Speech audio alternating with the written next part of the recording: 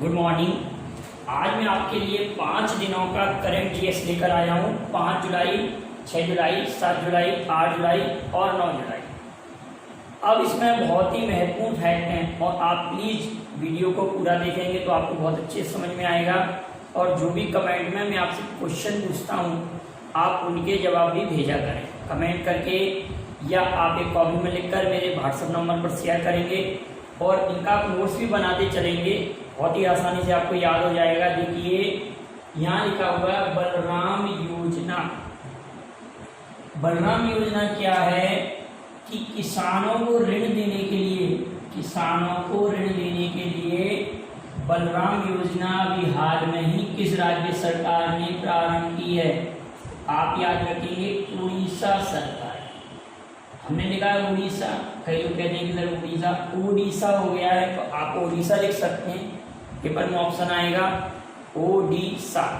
अभी आपको मालूम होगा कि उड़ीसा में वंदे उत्कल जननी याद रखना। उड़ीसा का राष्ट्रगान तो देश का होता है, राष्ट्रगान देश का होता है। इसको राजकीय गान का दर्जा मिला है। इसको क्या मिला बेटा? और राजकीय गान का दर्जा मिला है। और के लक्ष्मीकांता महापात्राणी ने लिखा है। किसने लिखा है?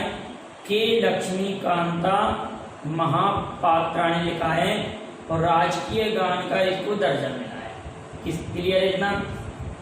उड़ीसा में एक स्टेडियम है बाराबती स्टेडियम, जो कि कटक में राष्ट्रीय चावल अनुसंधान संस्था भी स्थित है, जबकि अंतर्राष्ट्रीय चावल अनुसंधान संस्था मनीला में है। और मध्य प्रदेश का कहाँ पर है? बड़वानी में। इसी कारण बड़वानी को मध्य प्रदेश का कटक कहते हैं। और उड़ीसा की राजधानी भुवनेश्वर है। भुवनेश्वर में रेलवे ने ई वेस्ट क्लिनिक स्थापित किया है, मतलब वेस्ट से आप लोगों को वेस्टेज मटेरियल से एनर्जी प्राप्त करने के लिए। और भुवनेश्वर में ही पहले यूनिवर्सिटी गेम, खेलो यूनिवर्सिटी गेम भी प्रारंभ हुए थे। और उड़ीसा के जनजातीय विश्वविद्यालय को ISO प्रमाण मिला है, पहला विश्वविद्यालय जनजातीय विश्वविद्यालय उड़ीसा। और भी कई बातें उड़ीसा के बारे में, लेकिन अभी केवल इतनी बात याद रखना, बलराम योजना उड़ीसा। क्लियर है? भारत की सबसे लंबी मालगाड़ी, सबसे लंबी दूरी की बात नहीं हो रही बेटा, भारत की सबसे लंबाई वाली ट्रेन, मानी जो लंबाई में लंबी हो, दूरी तय करने में लंबी नहीं, भारत की सबसे लंबी दूरी तय करने वाली तो आप सभी लोग जानते हैं विवेक एक्सप्रेस है। विवेक एक्सप्रेस से कम दूरी तय करने वाली हिमसागर है। हिमसागर के बाद में नवयुग है, नवयुग के बाद में डिब्रूगढ़ है। लेकिन सबसे लंबी जो ट्रेन है, लंबाई में जो सबसे लंबी है, 2.8 किलोमीटर लंबी जो ट्रेन है, जिसमें 251 डिब्बे हैं, मालगाड़ी है, इसका नाम है शेषनाग। क्या नाम है? शेषनाग। मैंने आप लोगों से स्टेटस में भी क्वेश्चन पूछा था कि रेलवे के संदर्भ में शेषनाग क्या है। क्लियर है? याद रखेंगे आप लोग। अगला लिखा हुआ है CMFRI, central marine fisheries research institute, central marine fisheries research institute. इसका हेडक्वार्टर तो केरल के कोच्चि में है, लेकिन इसकी रिपोर्ट के अनुसार 2019 में इसने रिपोर्ट जारी की है, जिसमें सर्वाधिक मछली उत्पादक जो राज्य है वो तमिलनाडु, सेकंड स्थान पर गुजरात है और थर्ड स्थान पर केरल है। तमिलनाडु, गुजरात और केरल ये स्टेटों का क्रम है। लेकिन देशों में सर्वाधिक चाइना, इसके बाद में इंडोनेशिया, इसके बाद में इंडिया। क्लियर है? तो इस रिपोर्ट में आप लोगों को वैसे तो याद ही रखना है कि सर्वाधिक उत्पादक तमिलनाडु है। क्लियर है बेटा? तमिलनाडु सर्वाधिक मछली उत्पादित करता है। इसके बाद में गुजरात का स्थान आता है और इसके बाद में केरल आता है। और देशों में अगर कहा जाए तो सर्वाधिक चाइना, इसके बाद में इंडोनेशिया और इसके बाद में इंडिया, इस रिपोर्ट के अनुसार। क्लियर है? भारतीय कृषि अनुसंधान संस्था, जो कि झारखंड में बनाई गई है, भारतीय कृषि अनुसंधान संस्था का जो कार्यालय है झारखंड में, उसका नाम भारत के किस महान व्यक्ति पर है? आप लोग ये नहीं कहेंगे कि सर इसका हेडक्वार्टर तो नहीं झारखंड में ये जो संस्था का हेडक्वार्टर है झारखंड राज्य का अपना, तो झारखंड राज्य ने उस संस्था का नाम किस व्यक्ति के नाम पर रखा है? तो आप सभी लोग जानते हैं जिसका नाम चेनानी नौसारी सुरंग का नाम जिनके नाम पर रखा गया है, चेनानी नौसारी सुरंग का नाम जिनके नाम पर रखा गया है तो कौन है? श्यामा प्रसाद मुखर्जी। यहाँ याद रखेंगे आप लोग, श्यामा प्रसाद मुखर्जी।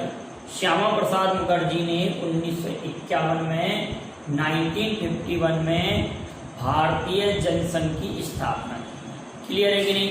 और श्यामा प्रसाद मुखर्जी के नाम पर गोवा में स्टेडियम भी है। श्यामा प्रसाद मुखर्जी स्टेडियम कहाँ पर है? गोवा में। और अभी हमने पढ़ा था सलीम अली अभ्यारण्य भी गोवा में है। गोवा की राजधानी पणजी मांडवी नदी के तट पर है। क्लियर है ये बात? आप लोगों को क्लियर हो रही है कि नहीं? तो श्यामा प्रसाद मुखर्जी के नाम पर है। अगला पॉइंट है आसपास हेल्पलाइन। आसपास हेल्पलाइन जो योजना है या आसपास हेल्पलाइन जो प्रारंभ किया है वो किस राज्य सरकार ने प्रारंभ किया है? इसके पीछे रीजन ये है कि मध्य प्रदेश में अभी आत्महत्या की दर बढ़ती जा रही है, तो उन लोगों के लिए हेल्प किया जाएगा जो एकांत में वो पुलिस की सहायता ले सकते हैं। डिप्रेशन में तो पुलिस की सहायता ले सकते हैं, किसी कारणवश वो डिप्रेशन में है तो आसपास हेल्पलाइन ये किसके द्वारा प्रारंभ किया गया है? मध्य प्रदेश सरकार द्वारा। और मध्य प्रदेश के बारे में तो आप बहुत अच्छे से पढ़ चुके हैं।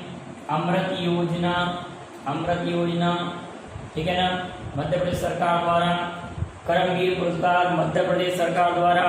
दीदी वाहन सेवा महिलाओं के लिए जो कि प्रारंभ किया गया था झाबुआ से, कर्मवीर पुरस्कार।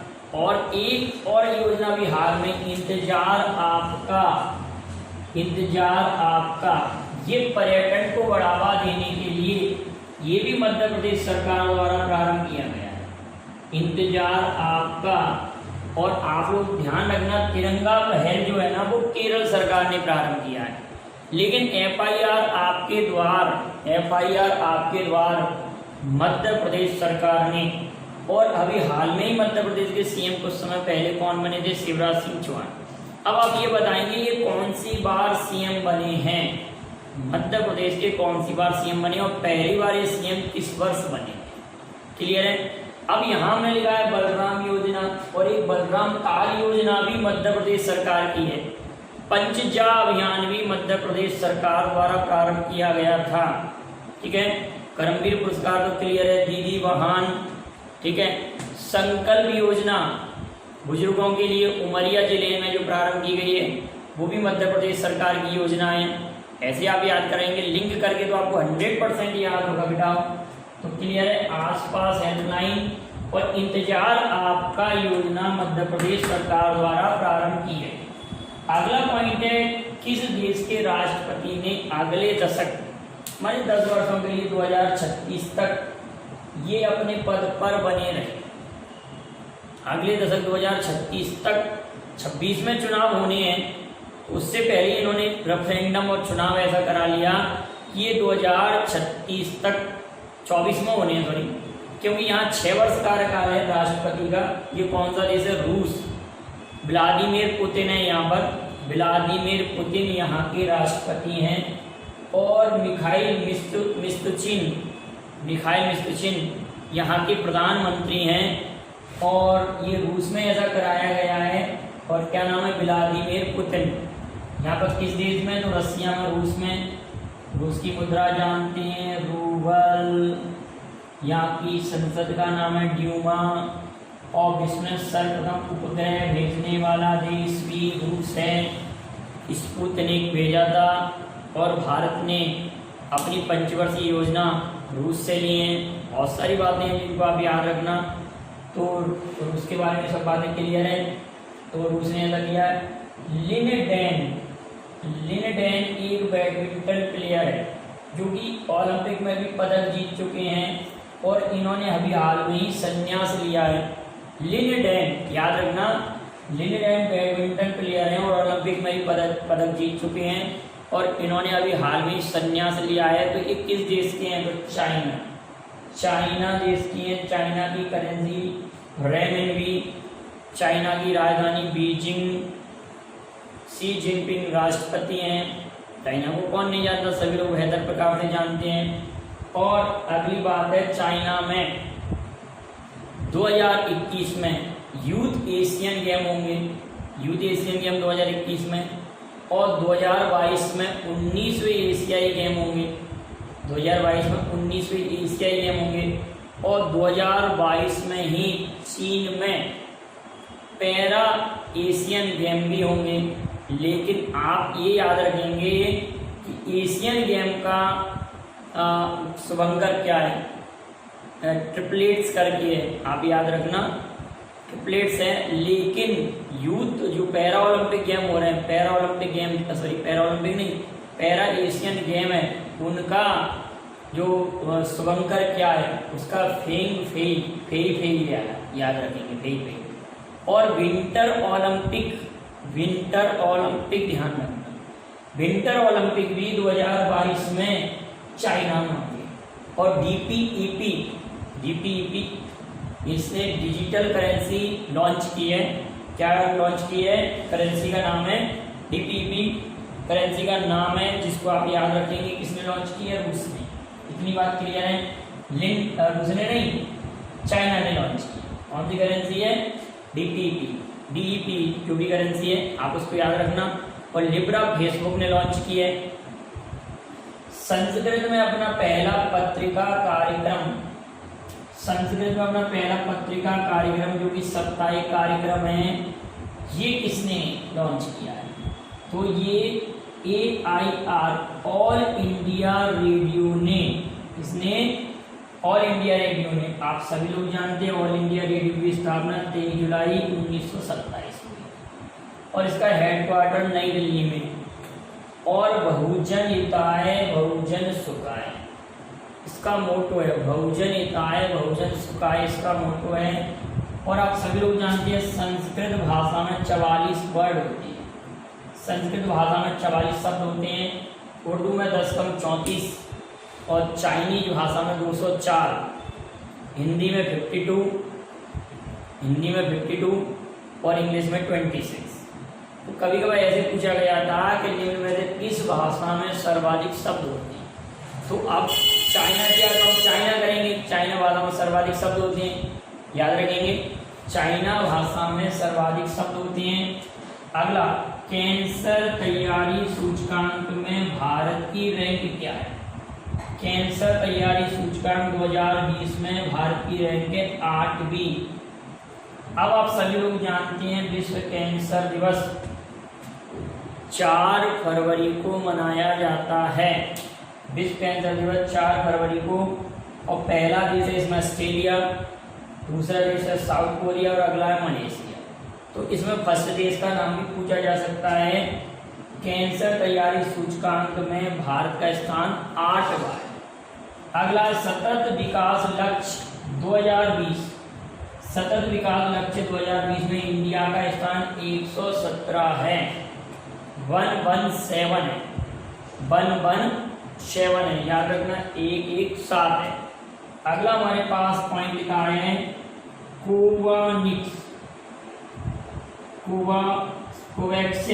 कोवैक्सिन जो दवा लिखी है कोवैक्सिन, ये क्या है? ये कोविड-19 से निपटने के लिए वैक्सीन है और इसका पहली बार मानव पर परीक्षण की बात हुई है। आप याद रखना, अगर ये कारगर हुई तो कोविड-19 के प्रभाव को कम किया जा सकता है। कोविड-19 इसके लिए वैक्सीन का मानव पर पहली बार परीक्षण की अनुमति मिली है। कोवैक्सीन याद रखेंगे। अगला पॉइंट है आंतरिक मंगोलिया क्षेत्र में बुबोनिक प्लेग, नाम याद रखेंगे बेटा, कौन सा प्लेग है? बुबोनिक प्लेग है इसका नाम। तो इसको हम काली मौत भी कहते हैं प्लेग को। ये किसके कारण फैल रहा है? वहां पर बैक्टीरिया के कारण। किसके कारण फैल रहा है बेटा? बैक्टीरिया के कारण, अभी चर्चा में था ये। अगला, overdraft saving the Indian saver. Overdraft यदि कई लोगों को नहीं दिख रहा होगा तो आप लोग क्या करेंगे कि मैं जो बोलता जा रहा हूँ उसके अनुसार आप नोट करते चलेंगे। Overdraft saving the Indian saver, ये पुस्तक उर्जित पटेल ने लिखी है। उर्जित पटेल के बारे में आप जानते हैं कि इस समय आरबीआई के गवर्नर कौन है, आप ये बताइए। इससे पहले गवर्नर उर्जित पटेल थे, तो उर्जित पटेल आरबीआई के गवर्नर रह चुके हैं।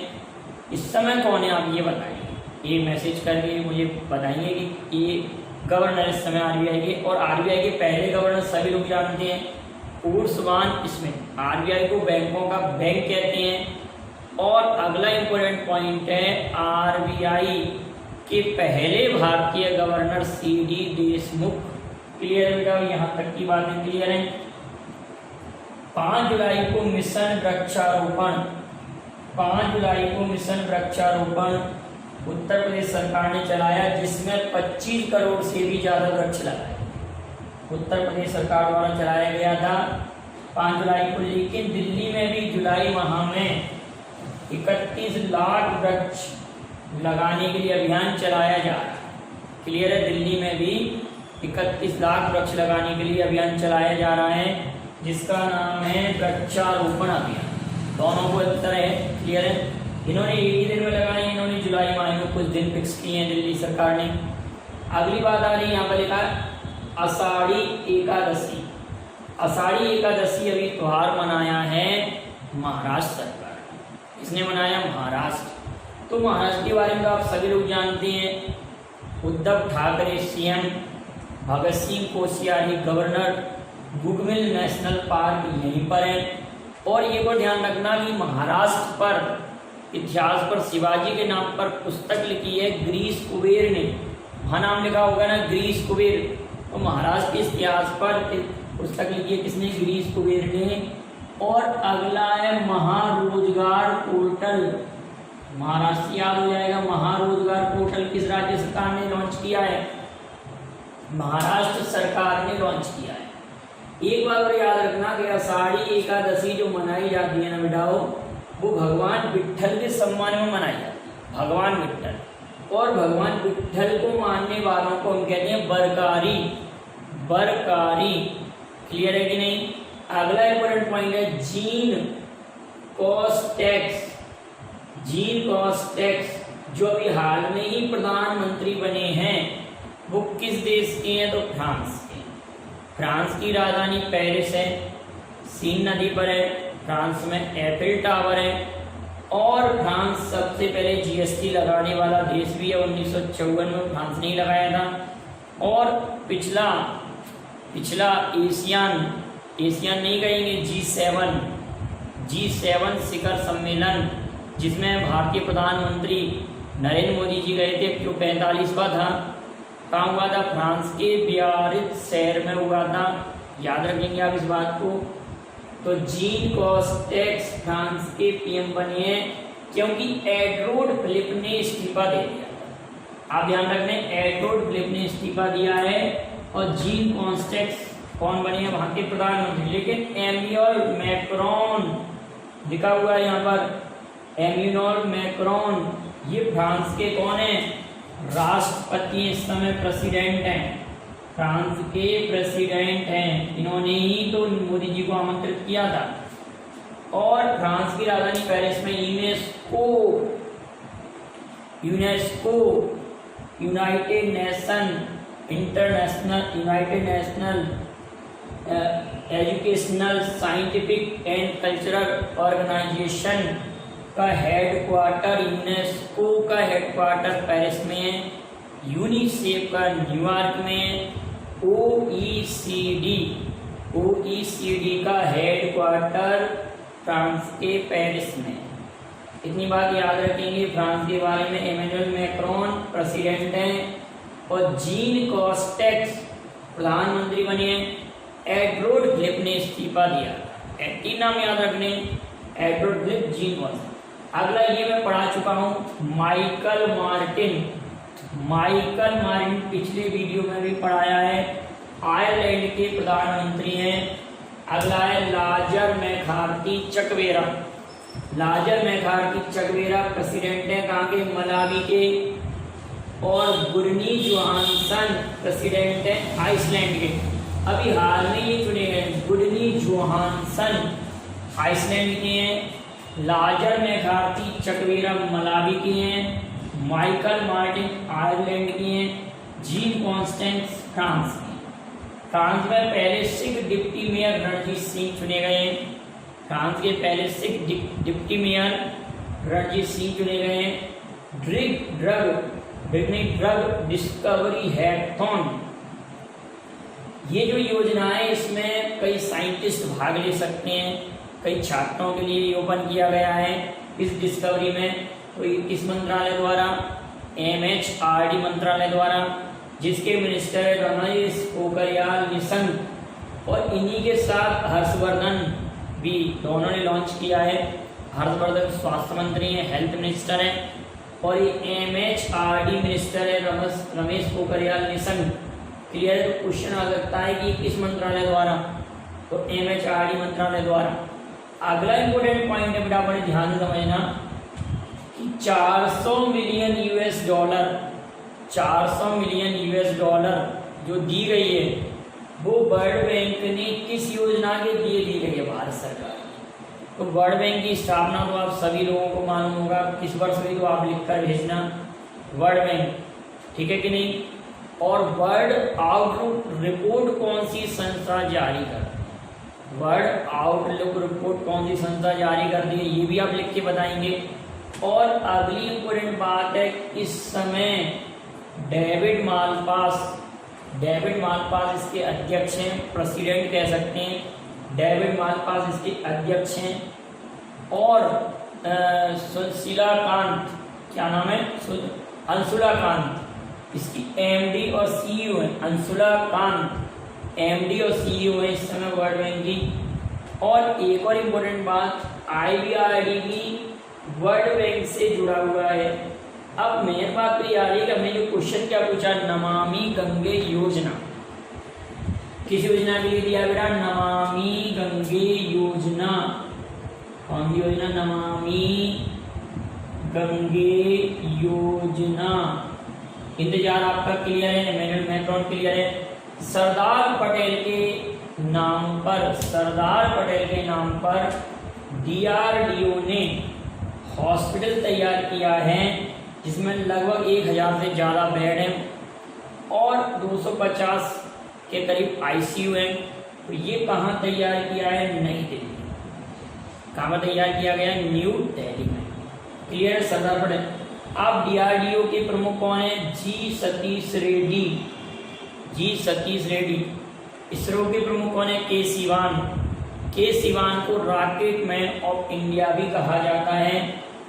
अगला है श्रेया ठकराल, ये 13 वर्षीय दिल्ली में रहने वाली छात्रा हैं। इन्होंने डायना अवार्ड जीता है, डायना अवार्ड 2020। डायना एक महारानी थी, उन्हीं के नाम पर यह अवार्ड दिया जाता है। अगला है जर्मनी, 2038 के बाद कोयला का प्रयोग टोटली बंद कर देगा। जर्मनी 2038 के बाद कोयला का प्रयोग टोटली बंद कर देगा। और जर्मनी अभी हाल में चर्चा में क्यों था कि जर्मनी का जो शांति पुरस्कार है, जर्मनी का जो शांति पुरस्कार है वो किसको दिया गया था? आप सभी लोग जानते हैं, अमर सेन को दिया गया था। और ये पुरस्कार पाने वाले पहले भारतीय कौन थे? सर्वपल्ली राधाकृष्णन थे। तो ये बंद कर देगा। तो यदि क्वेश्चन बन सकता है कि कौन सा देश कोयले के प्रयोग को बंद कर देगा? तो जर्मनी की मुद्रा क्या? यूरो। जर्मनी की राजधानी क्या? बर्लिन।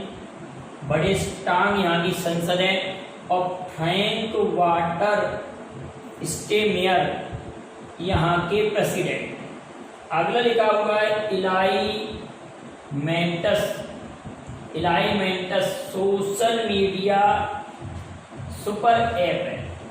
इलाई मेंटस सुपर मीडिया ऐप है जो भारत सरकार द्वारा लॉन्च किया गया है। अगला नकारा सम्मान योजना ये बुनकरों के लिए स्टार्ट की है, लेकिन किस राज्य सरकार ने प्रारंभ की है? तो आप कहेंगे कर्नाटक को मध्य प्रदेश भी कहा जाता है। और कर्नाटक ने अभी 18 जून को पिछले माह 18 जून को मास्क दिवस भी मनाया है। कर्नाटक को मध्य प्रदेश भी कहते हैं। अगला इंपोर्टेंट पॉइंट लिखा हुआ जी आकाश लिखा है, जी आकाश। तो जी आकाश अभी हाल में ही भारत के 66वें, भारत के कौन से नंबर के 66वें ग्रैंड मास्टर बने हैं, जो कि तमिलनाडु से। अगर आपको मेरा ये करंट का वीडियो पसंद आया हो तो आप प्लीज़ लाइक और शेयर करें, और जितने भी क्वेश्चन जो मैंने पूछे आप उनके आंसर भी कमेंट कीजिए। Thank you very much. जय हिंद, जय भारत।